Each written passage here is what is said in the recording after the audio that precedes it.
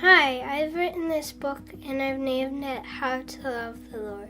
Some people ask me why I've written it, and I thought just because the Lord has told me something and I don't know where to put it. And so I decided to start writing it. And I started and it's been a success writing it. I haven't filled the whole book yet. But I'm hoping I will have to get another book because I filled my book. I've written a bunch of different little topics and I'm going to read some of the topics. Trust. Trust is not just another word like the or what. It has a catch to it. I am not old enough to know what the catch is, but I am old enough to know there is a catch to it. You will have to tend to trust in life, and so learn to trust the Lord. Like you trust anyone or anything. Like you trust your mom. Well, like you should trust your mom. You trust lifeguards, right? The Lord is a type of lifeguard. Not just in the water, though. He literally guards your life. Isn't that weird? We can think of the Lord as a lifeguard. We should always think of him that way.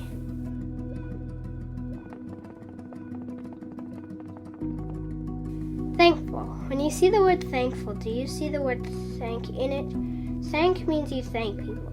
Thankful means you are thankful for what you have. At least, that's as far as I know. Thankful can mean a lot of things. It's pretty easy to understand, but hard to write. If you aren't thankful, well then I would start to pick it up. You need to be thankful all the time. Ready. You have to be ready for whatever the Lord tells you to do.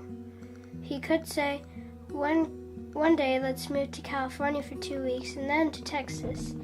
So you have to be prepared for anything the Lord tells you to do or be. So just get ready beforehand. You've got to be ready to dodge a bullet whenever needed or give comfort at the same time, whether it should be needed or not.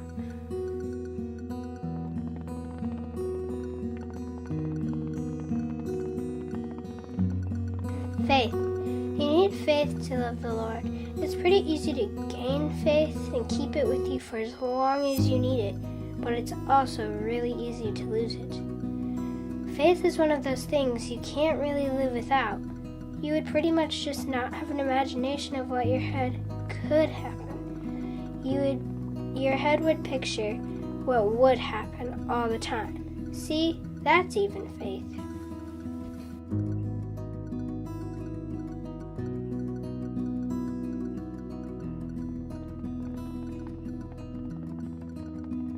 Listener, you have to listen to a lot of things in life, so listen to the Lord. I mean, it's just as easy to listen to anything else. Most important, if you listen to the Lord, very good things can happen. That is called a miracle. Miracles are very special because they can happen very random or can be something you've been praying for. Maybe it would be obvious to you, at least. The most best miracle is ... all of them. Don't pretend to not expect it, because the Lord knows you do.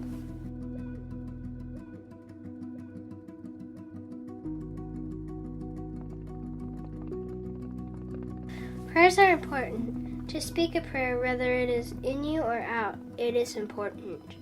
Best of all, no prayer is wrong. That is what I like best about prayers. You could say anything you wanted to, like the most embarrassing part of your day. It still isn't wrong. It's okay if you said something you didn't want the Lord to know, because He already knew what you were going to say from day one. It sounds strange, but it's true. The Lord can say the whole day before it even starts.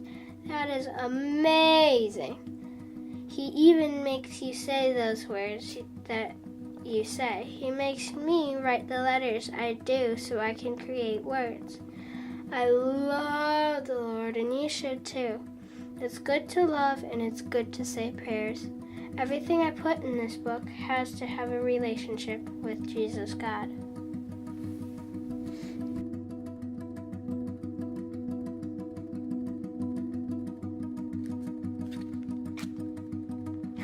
Following. This one I wrote with my left hand. I thought this hand I use all the time, and I thought this one I don't. Might as well make things fair.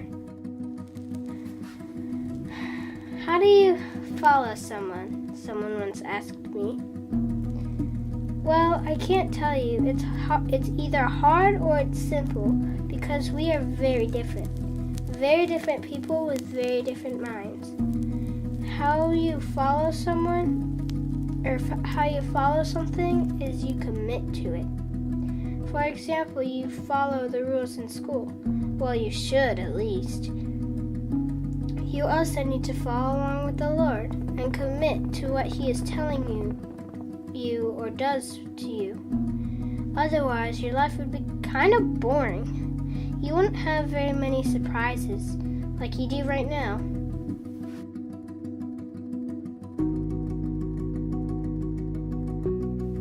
Fearless. Fear is when you are afraid. Fearless means you don't get scared easily. Or, if you do get scared, not much at all. So God could tell you something you didn't think He'd do in a million years. But then He did it next week. No matter if it's the craziest or sweetest thing you've ever seen or heard, you still have to do it. That's what fearless is. You may think you are weak or you are strong. Doesn't matter what you think. It matters what the Lord thinks of you. That's what really counts.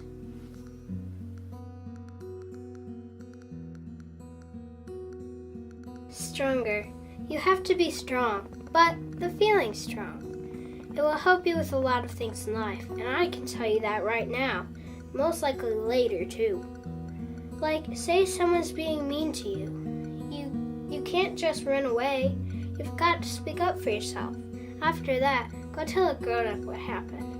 Stronger is important because one really bad thing could pull you down, and the next day you've got to get up and say, it's okay, God knows, I will feel better soon, and get back on the train of life.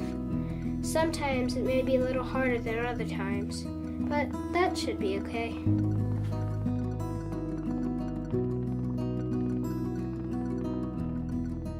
Brave. One day the Lord may tell you something to do, and you'll be like, haha, you're joking, right? So that's what will happen, and I can tell you that right now, and I am only 9. So be brave and be bold and do something that the Lord tells you to do, or be brave on your own, and that will lead you to a better and healthy life later. Brave is important because sometimes you don't want to be, but you have to be. So be brave.